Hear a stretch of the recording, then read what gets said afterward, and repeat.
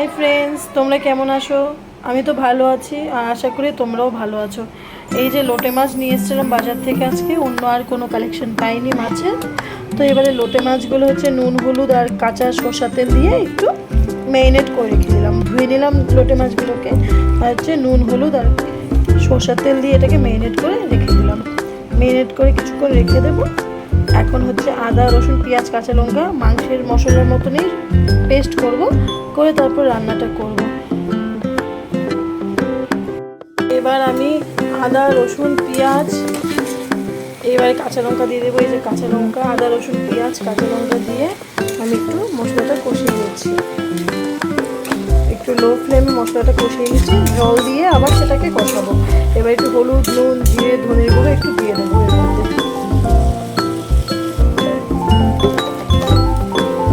স্বাদ পরিমাণ মতো নুন দিয়ে দিলাম, নুন হলুদ দেবো, হলুদের গুঁড়ো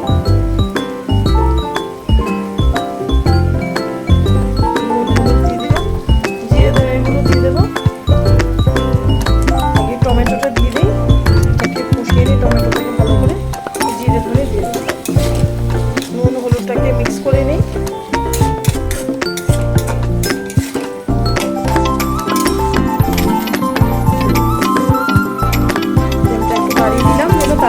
কষাটা হয়ে মশলাটা কষা হয়ে গেলে তারপরে আমি লোটে মাছটা করবো। লোটে মাছটা খুব ভালোভাবে ম্যারিনেট হয়ে গেলে নুন হলুদ আর সরষে তেল দিয়ে ভালোভাবে ম্যারিনেট করে দিয়েছি।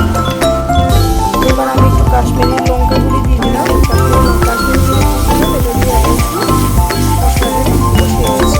কালারটা বেশ সুন্দর হবে দেখতে। কাশ্মীরি মির্চ দিয়ে একটু লাগিয়ে নিচ্ছি। তেল উঠে যাবে যখন, তখন আমি সেটাকে একটু জল দিয়ে হালকা করে অল্প দিয়ে জল দিয়ে লো ফ্লেমে সেটাকে আবার একটু কষাবো। মশলাটা ভালো করে কষে গেলে তারপরে মাছগুলো দিয়ে দেবো। মাংসের মতো বানাতে হচ্ছে। আদা রসুন পেঁয়াজ কাঁচা লঙ্কা জিরে ধনে গুঁড়ো টমেটো সব ভেজে নিচ্ছি। সো ফ্রেন্ডস, এবার আমি লোটে মাছগুলো দিয়ে দিলাম, দিয়ে হালকা করে একটু নাড়িয়ে মশলাটা মিক্স করে লোটে মাছের সাথে তারপরে আমি একটু ঢাকা দিয়ে দিচ্ছি।